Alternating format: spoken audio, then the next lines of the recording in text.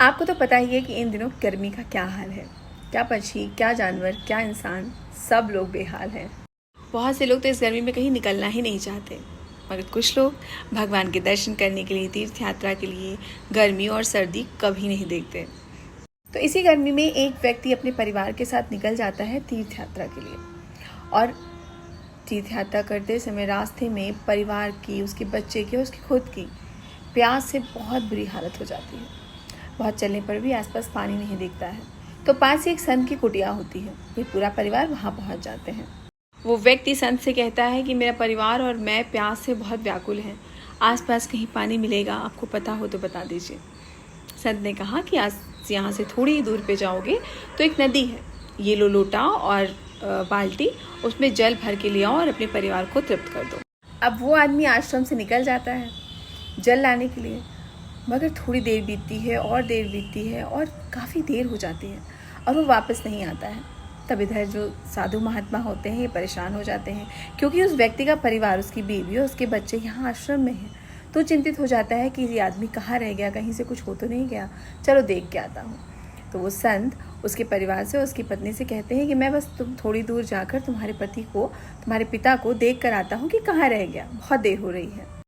थोड़ी ही दूर वो संत महात्मा बढ़े होते हैं, तब तक कि वो व्यक्ति उन्हें दिख जाता है। संत महात्मा बहुत ही प्यार से उससे पूछते हैं कि क्या हो गया, ठीक ठाक हो, कहीं कोई दिक्कत तो नहीं आई, कहाँ रह गए थे, इतनी देर क्यों लग गई, नदी तो पास में ही है। उस व्यक्ति ने कहा कि बाबा मैं पानी भर के जैसे ही आ रहा था, रास्ते में कुछ प्यासे लोग दिखे, अब मैंने उन्हें पानी पिला दिया, पानी ख़त्म हो गया। मैं फिर से पानी लेने गया और लेके जैसे वापस आने लगा, थोड़ी दूर बढ़ा, तैसे फिर कुछ ज़रूरतमंद लोग दिखे, मैंने उन्हें अपना पानी दे दिया और मैं फिर से पानी भरने चला गया। ऐसा मेरे साथ 2 से 3 बार हुआ और इसीलिए मुझे समय लग गया। अब ज़रूरतमंदों की मदद भी तो करनी चाहिए। सो मैंने उन ज़रूरतमंदों की मदद की और इसी में मुझे देर लग गई। साधु महात्मा ने इतना सुना और सुनते ही बहुत ज़ोरदार फटकार लगाई उस आदमी को। उन्होंने कहा कि मदद हर तरह से हो सकती है, अलग तरह से भी हो सकती है। तुम्हारा परिवार यहाँ व्याकुल है, प्यास से मरने की कगार पे है, तुम्हें पता है, और फिर भी तुम जनहित में लगे हुए हो। तो उस व्यक्ति ने आश्चर्यचकित होकर कहा कि आप साधु महात्मा हैं, आप ऐसी बात कर रहे हैं, लोगों की मदद करना तो अच्छी बात होती है, मैंने इसमें क्या गलत किया। तो महात्मा ने कहा कि तुम उनकी मदद उसी तरह करते जिस तरह मैंने किया। तो व्यक्ति आश्चर्यचकित हो गया। उसने कहा कि आपने मदद की, इसका क्या मतलब। तो साधु महात्मा ने कहा कि जिस तरह मैंने तुम्हारी मदद की, तुम्हें नदी का रास्ता बताया, उसके बाद तुम अपनी मदद स्वयं करो, अगर तुम सक्षम हो तो। अगर सक्षम नहीं हो तो बात अलग है। तो जो लोग सक्षम थे उन्हें तुम नदी का रास्ता बताते, उन्हें बताते कि वहाँ जाके प्यास बुझा सकते हैं, नदी पास में ही है, कोई बहुत दूर नहीं है। ऐसे सबके हाथ पर जल ला कर देने से एक तो तुम गलत भविष्य का निर्माण कर रहे हो और ऊपर से अपने परिवार को संकट में छोड़ रहे हो। परिवार के प्रति भी जिम्मेदारियां होती हैं, धर्म होता है, कर्तव्य होता है। हाँ, किसी ऐसी परिस्थिति में किसी को देखो जहाँ पे वो मदद कर ही नहीं सकता, वो उठ ही नहीं सकता, वो चल ही नहीं सकता और नदी तक जा ही नहीं सकता, उसकी बात अलग है कि उसे तुम जल ला कर स्वयं पिलाओ। लेकिन जहाँ पे जो व्यक्ति चल सकते हैं और नदी तक जा सकते हैं, तो उन्हें तुम सिर्फ नदी का रास्ता बताओ। स्वयं जाकर वहाँ से जल भर भर के लाओगे तो तुम्हारे पीछे तुम्हारे जो परिवार है उसकी हालत बहुत ख़राब हो जाएगी। और अगर आगे भी तुमने ऐसा ही किया, अलग अलग जगहों पे अलग अलग तरीके से, तो तुम्हारे परिवार का ध्यान कौन रखेगा? उनके लिए तो सिर्फ तुम हो ना।